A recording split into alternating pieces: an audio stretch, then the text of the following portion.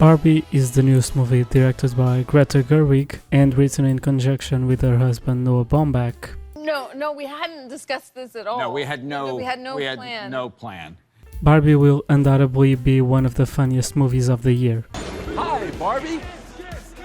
Oh, okay. Hi, Ken. Have a brewski beer.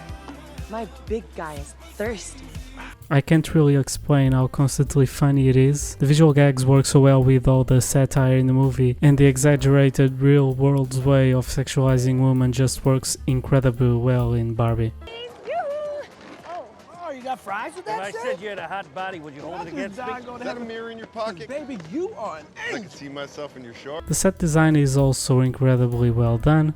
Not only does Barbie's world make so much sense in the way that it is presented, it also perfectly ties together with how Barbies work in our world. The detail of the fake shower, of the fake waves and fake injuries, while also having everything in Barbie Land be something that actually exists as a toy. Take your Celebrate Disco bell bottoms and your ice capade pretty practice suit and dazzling show skirt. It's a perfect world where everything is always right, and I love how the movie plays with that. It's not only funny but also interesting to follow.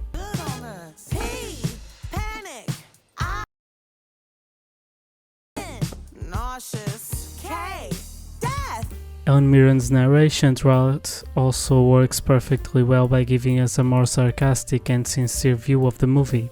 I'm not stereotypical Barbie pretty. Note to the filmmakers, Margot Robbie is the wrong person to cast if you want to make this point. Ryan Gosling is almost scary good in here. He is full of excitement and energy throughout the whole movie, and I love this characterization as Ken. At first I thought the real world was run by men. And then there was a minute where I thought it was run by horses. But then I realized that horses are just men extenders. His weird little quirks, like not knowing how to do anything, which basically explains why he's in love with the patriarchy. He gets to be the king of the world without actually doing anything to deserve it. And his over-the-top masculinity is so funny to follow. From the horses to the jackets, he is just a perfect character in the movie. I'd like to apply for your job of beach. So you want to be a lifeguard? Oh, I'm not trained to go over there. I'm trained to stand confidently right here. Margot Robbie is a queen, and she deserves all the praise she's getting. I love her two versions of the same character that we see as we follow her arc in the film. She starts as the bumbling, happy Barbie, I wake up in my own pink world.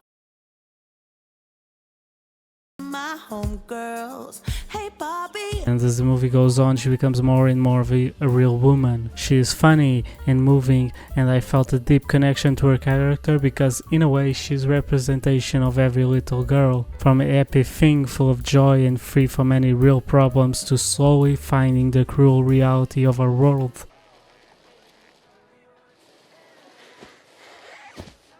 Being desperate and depressed at the start, but finding out her way until she becomes an adult in the real world. And that's really what sticks with this movie.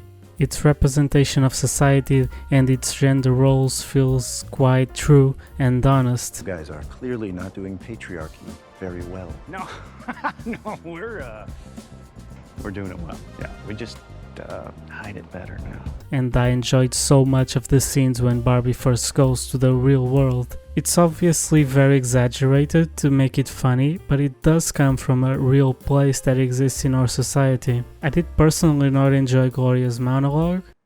It is literally impossible to be a woman.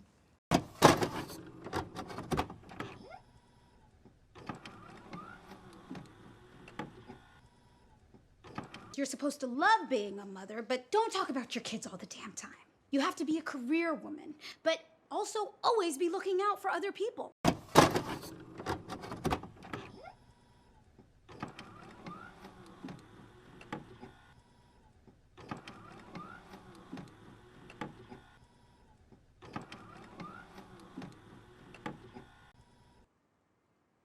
Then I don't even know.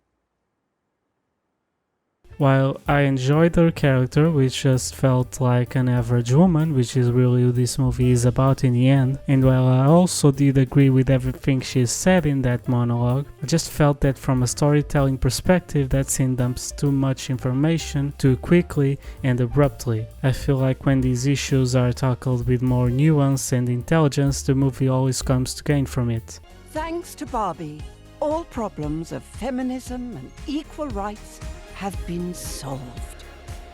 But while I personally, being an adult man that watches too many movies, did not like that monologue, I do understand why it is there. For Barbie's target audience, which should be teenagers and adult teenagers, hearing all those words and truth about the position of women in our world is something incredibly important. I also felt like the resolution to our problem of having Barbie Land be controlled by the patriarchy was a bit rushed and simple. The Barbies hear some feminist speech and they magically stop being mind controlled. You have to be their mommies but not remind them of their mommy. Any power you have must be masked under a giggle. What happened? It seems like a metaphor that doesn't quite work, since in the real world the patriarchy doesn't really survive by mind-washing women's opinions. It survives because of its systemic existence being so deep. Something else that I wasn't fond of was the music. I do love the original tracks in here, and while I am crazy about Billie Eilish's song in this movie, and it does perfectly work, especially in the ending,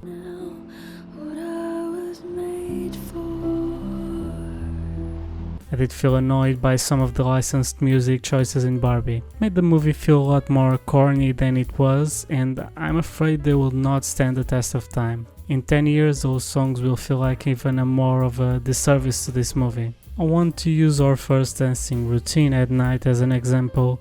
Having to hear this radio song in here is quite annoying, and it really made for a really bad dance choreography. The actors feel a bit lost and the dance itself is quite boring. It makes Ryan Gosling look like a bad dancer.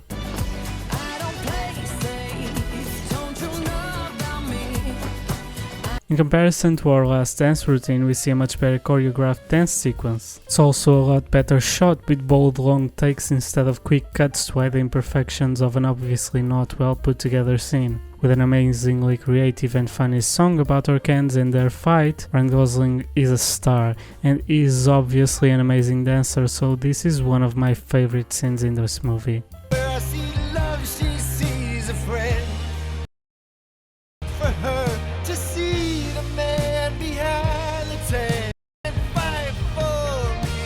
The Mattel guys were also annoying. They were pretty funny at the start, but their shtick got old quick, and by the time that they were basically categorized as zeros in a way that seems like it was changed by production to appease Mattel, I simply got annoyed. The money is pouring in. Shame on you, executive number 2. You think I spent my entire life in boardrooms because of a bottom line? This scene is also awful. Wide awake, Sasha! It's basically a nod to the car with awful special effects, and it feels like a detour from the actual movie. It doesn't fit at all, and it's not funny or fun. It's Barbie, if you're still in doubt. The funniest movie of the year with amazing characters but a small amount of problems in its storytelling. I loved it. 8 out of 10. And that's everything for this video. Hope to see you again soon, and until then, the theater is closed.